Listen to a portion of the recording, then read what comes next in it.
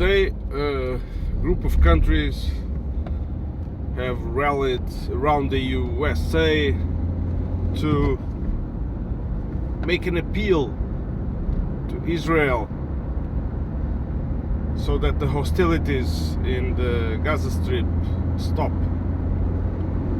And it is quite funny. It is because we have two ongoing major conflicts now, as you all know. One of them is Gaza, the other is Ukraine. But Gaza isn't really a conflict. It's more of a massacre, a genocide. And these words do not seem enough anymore to describe what's going on there. It's another Holocaust. And yesterday or the day before, I think it was yesterday, Israel attacked a school building, victimizing dozens of mainly women and children. There were reporters in the area and other humanitarian aid personnel. They testified. Israel, of course, alleges the building had at least 8-9 terrorists inside. There are hawkish politicians in Israel who even want to extend the conflict to Lebanon. And of course, the United States, as the biggest sponsor and the biggest cooperator of this massacre, of this mass murder, it has been for some time now, asking that Israel be careful, and they state words saying, for example, that they are concerned with the developments.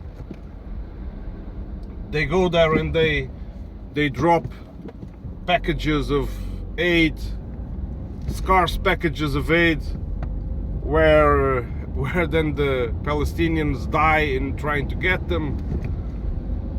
Even if they would get them in safety, they would be far from enough, while they do not make Israel to let the trucks come by land and deliver this aid at the same time. So it's kind of I'm pretending to help. Same goes with the speech. Now a group of countries have rallied, but this has been taking a long time, right? So remember, this has started in 1948. Even before that. I'm not gonna say 7 October, because that's just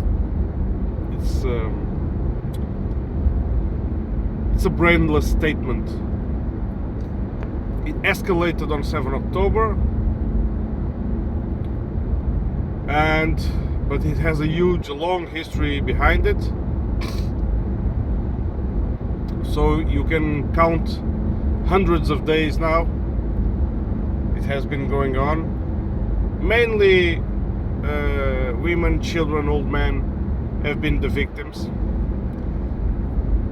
And even in the military point of view, with all the leverage that Israel has, all the support in ammunition and money and everything from the United States and Germany and Italy,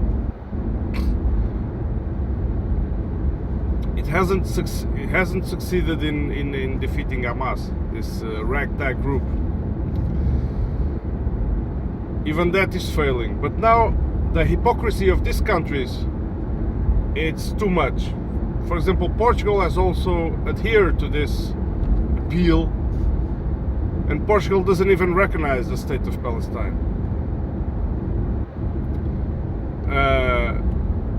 There was no statement announcing, for example, I don't know, what could we expect of a group of countries who want to make another country stop an aggression? What do we expect from them for them to do? I don't know, maybe sanctions, maybe stopping aid to Israel, military aid, stop supplying Israel with weapons, ammunition, sanctioning Israeli economy because it really is dependent on the West. But no, none of that is gonna happen. But again, for the person who is distracted in between all the news and all the headlines of every day, and especially the person that thinks that Arabs are kind of these crazy people who are just blowing up everywhere, this kind of moronic thinking which has been implanted throughout decades.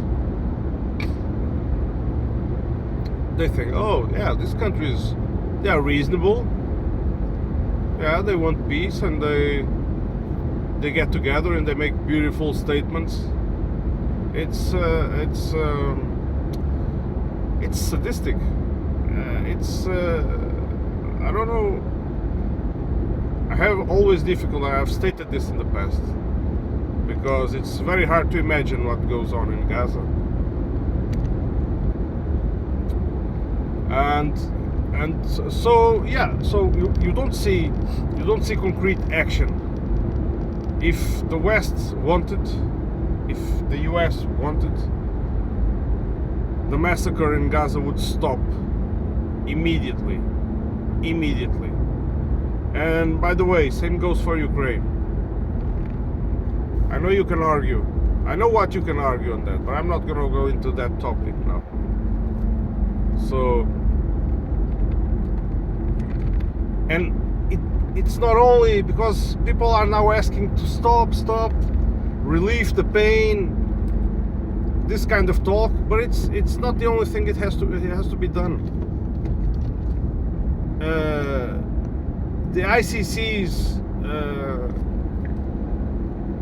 decisions concerning Israeli officials, they have to be carried through. Israel is committing everyday acts of war. The United States has to be responsible also for it. Has to be called also. They are the main perpetrators of it. They are the main they are the root of this evil, if you will. Of course, none of that is going to happen. All the Western war criminals from the past recent decades, they just enjoy comfortable lives, and they go and give highly paid speeches. Even that dumbass of George Bush, who could hardly put a sentence together. Sorry about the phone. Right? That's the support of the this phone is not. It's going this way. So yeah, the whole thing is just a farce. It's a theater. Of course, what you should do in your own country is you have to demand your government first to, if you care about this at all, of course, demand that your government recognize first the state of Palestine. And I'm not sure. I hear a lot of people arguing about the two-state solution.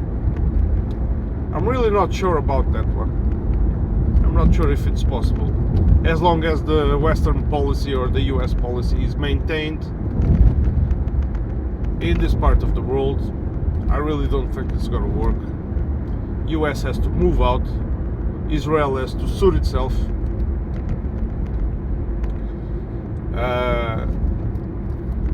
Has to, because if Israel has also always this strong position supported by the US, it does whatever it wants. Adding to this, it has a lot of fascists and Nazis in government, in parliament. They just want to kill and massacre all the Arabs. They are racist. They consider these people subhuman. They have stated this themselves publicly. Israel has a doctrine of teaching this to its army, to its soldiers. It's not an honored army. The values it teaches to his soldiers are the values that they are to go and bully these so-called subhumans, according to them. And this has been stated by a lot of ex-military from Israel in first person. The raids they do, I have an interview if you're interested, but you can find it in more places. But if you're interested in mine, I have an interview with an Israeli ex-military called Ori Givati, and you can look for it in my YouTube channel. I've done it was about 1.5 years ago, maybe 2 years ago already. I've done this interview, and he speaks about this in detail. He was a tank commander, but most of his duty was to terrorize families that Israel knew that they were not involved in any resistance or cooperation with any kind of group, hostile group. They were doing this on purpose just to terrorize. And I remember one sentence he told me was given by his commander, that you have to go and make these people, this was in the West Bank, his commander's orders in his first missions were, you have to go and you have to make these people, the Palestinians that have been living here forever, to feel that they are not at home. Ah, Israel, the only democracy in the Middle East. Have you heard this one? The only democracy in the Middle East? If one can say this so lightly, so unaccountable. I mean, what can you make of the people who defend this idea, right? It's not just hypocrisy, it's sheer evil, pure evil. So it's not the only democracy in the Middle East. It's the most bloodthirsty dictatorship in the Middle East. That's what it is. It doesn't matter if it has a parliament, if they have this political game between political parties. It has one goal, one trend of thought, and it prevails. The idea that prevails is the master's idea, which is the USA. Again, I mean, there is no wonder. Actually, I do not know if Ukraine has subscribed this appeal. If they did, they were certainly forced to, because they have been always in support of Israel. Also says a lot about their government. So yeah, and concerning I wanted to talk about something else. About yesterday's video, the 6th of June. You know, the 80 years of Normandy landings I spoke about. I mean, the propaganda was just, I watched it only after. I flipped on the tube TV, and there were these ceremonies, and Zelensky was there present. He was like holding the hand of a veteran of Normandy landings and smiling, and of course the cameras had the perfect angle to catch this. The propaganda was enormous. The liberation of Europe, and but the message there, it's they are using the moment. Look, I'm not making fun of the veterans. I'm not devaluating their role. Nothing like that. I mean, the veterans, the soldiers that had landed on that beach, they were just, they were pawns in the game. That's it. They were pawns in the chess game. I mean, their deeds are not in question here. It's the general policy and the importance of this battle, which was not that important, if I may say so, and a little bit too late.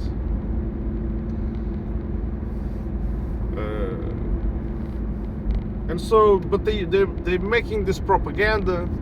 They are using this memory, and at the same time, when you have the real Victory Day, the 9th of May, which is highly celebrated in Russia and other countries, in Europe they smear this. They try to erase this. They try to forget it. They try to take it out from the memory from the collective memory. And they give huge importance to this day. And they put Zelensky on the picture, which is to give you the impression who the new enemy, establishing a connection between NAZI Germany and nowadays Russia, which for me it's another vile act of propaganda. I really hate propaganda. Look, it's true. I never liked it. Propaganda in every aspect of life, not just government propaganda, war propaganda. Never was a fond of it. Propaganda, like advertising, it's kind of propaganda. I always hate that one. I mean, just say it. Just say it straight. Say it what you state your intentions and be done with it. State your intentions and be gone.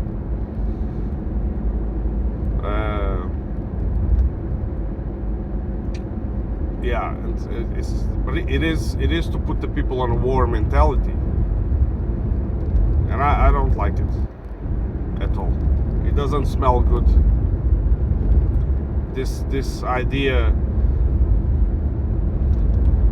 that keeps putting the Russians at the center of all of your evil, while you have that going on in Israel, it's utter. I mean, and it has no comparison whatsoever. And I got this answer on. I read this moron comments on social media, and when you are talking about this subject in Israel, you get these guys that, I don't know, they have emptiness, vacuum in their head, inside of their skull, and they go and say, oh, but Russia is massacring Ukrainians. What the fuck are you talking about?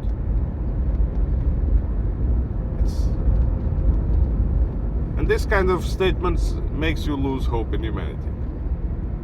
Okay, guys, I really hope, if all goes well, that I see you on the next one.